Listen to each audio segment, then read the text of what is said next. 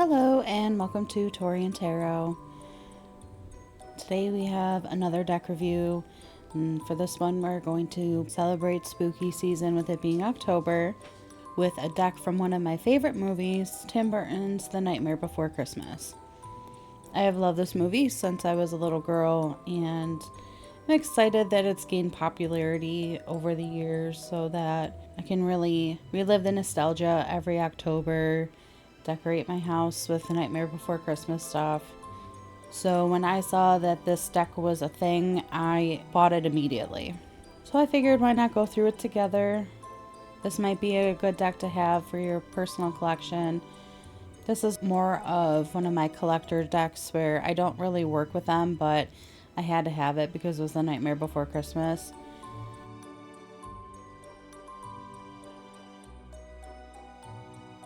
So obviously with the cover here we have Jack and Sally on the famous hill with the full moon in the back. And then all of the sides are the same. Just has the title of the deck, of course Disney.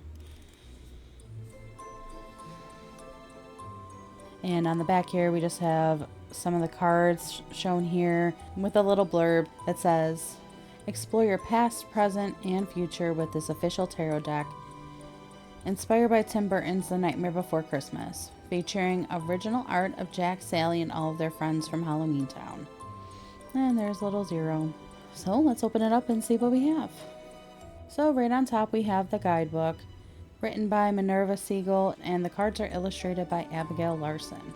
I always like to go through the guidebooks first because I'm interested to see the process that the creators went through to get to the cards. They've injected anything personal to them as far as card meanings, the ideas behind the cards, and things like that. So that's usually the first thing I go to when I get a new deck.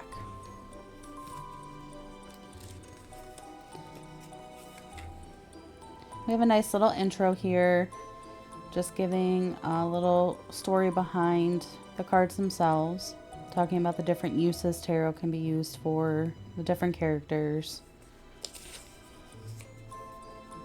how to understand your deck, which I always think is important because, like I said, people can do different things to their decks when they're creating them. And here it even goes into a little explanation about the major arcana, which is good for newcomers. And it says here that Jack Skellington himself takes place of the Fool, starting with card number 0.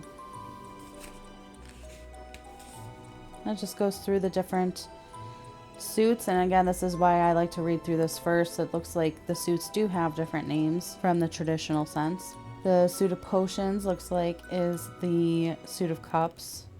The suit of candles will stand in for the suit of wands. The suit of needles takes place of the suit of swords, and the suit of presents takes place of the suit of pentacles. They keep the traditional page, knight, queen, and king. And then flipping through, they just have meanings for each card, upright and reverse, which I always like when they include those. I know not everybody likes to read the reverse, but it's an option for those that are just starting out and do, if they're not already familiar with the meaning of the reverse position. I have to say too, the print quality is amazing on this. Really nice colors. I love that it's in color. Looks like we have Jack and Sally as the lovers. Not surprised. I'd be disappointed if they weren't.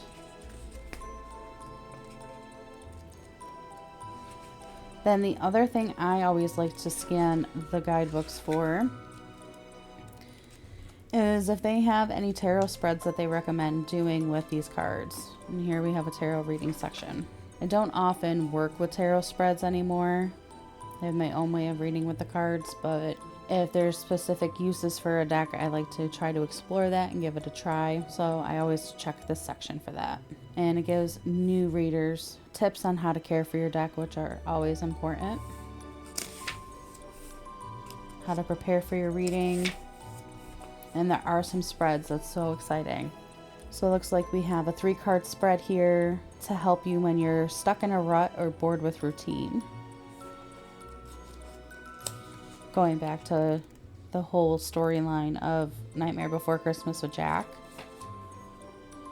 A peek behind the Cyclops eye, which is another 3-card spread, which is good to find out what's happening underneath the surface of a situation or relationship. That's always a handy spread to have. And that's the best part of these spreads too, is you can adopt them for other decks that you have too. Another one here is Blown to Smithereens, calling back to Jack getting shot out of the sky. This tarot spread is designed to give you clarity you need to realize what to hold on to, what to let go, and what to expect from the future. That actually sounds like a really good reading. Might have to give that a try. And there's some information about the author and the illustrator. It's a really nice guidebook. I'm excited to dig in these cards and refresh myself on what we have. We're going to start off with the Major Arcana with Jack and Zero heading up as the Fool and his dog. I do have to say right away, I'm not sure how I feel about the cards themselves. I kind of feel like Goldilocks when it comes to tarot cards. If they're too glossy and they slide all over the place, that drives me nuts. But these ones are very matte, and I find myself having a hard time handling them. So I know there's decks out there where the texture and the finish on them is just right, and this unfortunately just isn't it for me, but the print quality, the colors, and the art itself way makes up for that. Next we have the Witches with them standing in for the Magician. Sally is the High Priestess, very fitting. The Empress, interesting choice. Mr. Santa Claus as the Emperor. The Mayor is the Hierophant, which I think is super fitting. No one is a bigger stickler for tradition than he is. And there's the Lover's card as we saw it in the guidebook. Zero heading the sleigh, standing in for the Chariot. He is definitely a show of strength. And he's one of my favorite characters too. I absolutely love him. The Hermit. Pretty sure he's the one that hides under beds. Excellent choice for the Wheel of Fortune. Jack at the pulpit, standing in for Justice. Oh, very cool. Santa Claus and Oogie Boogie's lair for the Hangman. Of course, you have to have the Cemetery for the Death card. This is probably one of my favorite Temperance cards. It definitely embodies the energy and the meaning behind Temperance, and very fitting for what Sally's doing here. Of course, you have to have Oogie Boogie as the devil. Here we have the iconic tower. Zero lighting the way in the Star card. Bringing in that iconic scene with Jack at the top of the hill for the moon. This I thought was an excellent choice for the Sun card as well. I love that the lights are in Jack's eyes, but if you're familiar with the movie and you think back to the scene, he's very naive, he's childlike in this new environment, exploring all of these new things, trying to figure out what they are. So I think that's very fitting for the Sun. What could be more judgmental than the naughty or nice list? And then we finish out the Major Arcana with the World, and here's that circle of trees that take you to each of the different holidays. Next, we're going to move on to the Suit of Needles, which again is the Suit of Swords. Here we have Sally, the freshly laid needle, probably getting ready to sew one of her legs for the 50th time. Sally making Jack's Santa Claus costume for the Two of Needles.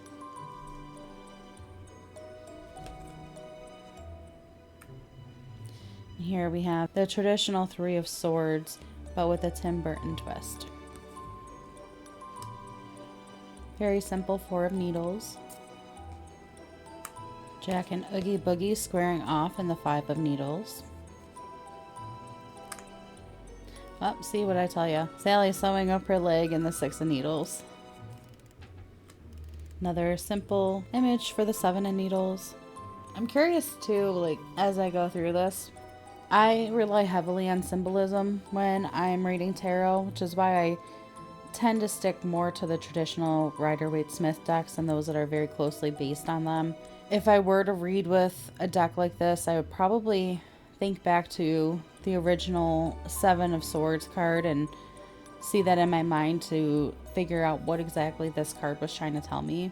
I'm curious if any of you do that, or if you pick up anything in particular with an image like this. Let me know in the comments below. Back to our cards here. Sally's back to sewing herself up. This time her arm and the 8 of needles. I like this guy too, he's fun. Riding in on the 9 of needles. And pink cushion, looking like a pumpkin for the 10 of needles.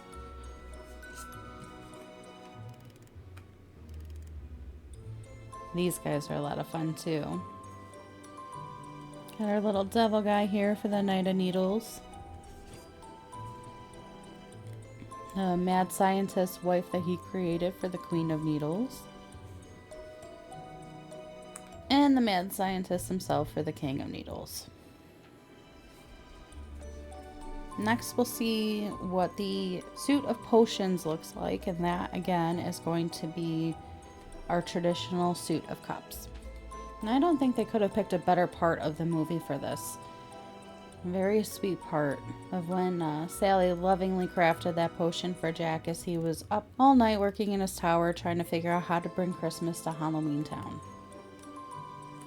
Here we have the 2 of potions, very literally. We have these guys for the 3 of potions. Again, literal interpretation with the 4 of potions. And we have sad Jack just shot down from his sleigh for the 5 of potions. 6 of potions. Now this is a neat take on the 7 of potions, I think. Bringing back the cemetery and the 8 of potions. You have all the potions you need for the 9 of potions. Here's 10 of potions.